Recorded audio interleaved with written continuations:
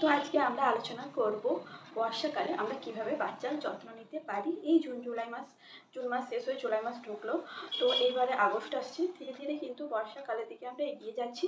তো বর্ষাকালে আমরা বাচ্চার যত্ন কিভাবে নেব বা বাচ্চার যত্নে কী কী ভুলগুলো আমাদের করা যাবে না।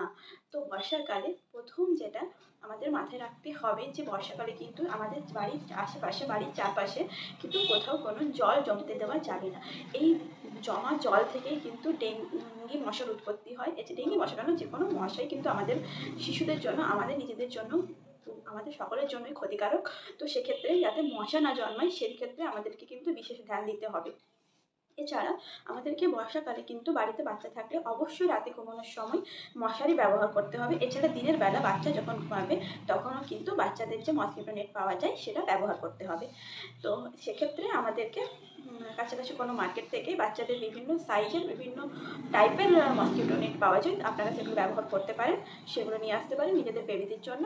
এছাড়া রাত্রের জন্য যেরকম নর্মাল মশারি হয় বা মসকিটো নেট, যেটা আপনারা বুঝতে পারেন, তো সেই রকম ভালো দেখে নিয়ে আসবেন যাতে মশারিতে বেবি সেফ থাকে। এছাড়া এই জিনিসটা খেয়াল করতে হবে যে রাত্রে মশারিটা যেন মোড়া হয় সঠিকভাবে।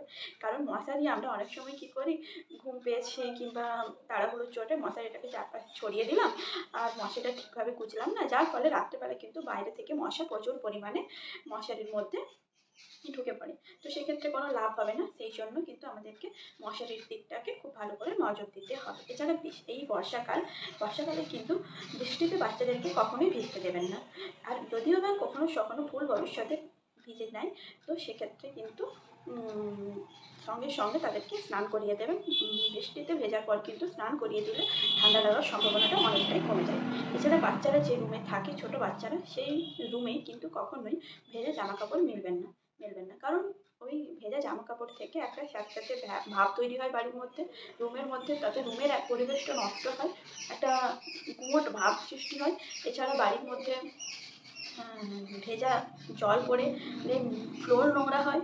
এগুলোতে কিন্তু অনেক রকম বিভিন্ন ব্যাকটেরিয়া, ভাইরাস কিন্তু চলেই আসতে পারে। তো সেক্ষেত্রে এই জিনিসগুলো অ্যাভয়েড করে চলা ভালো। বাচ্চাদের জামা কাপড় ভালো করে ধোবেন, ভালো করে ওয়াশ করবেন, ভালো করে ডিটারজেন্ট দিয়ে ভালো করে ওয়াশ করবেন।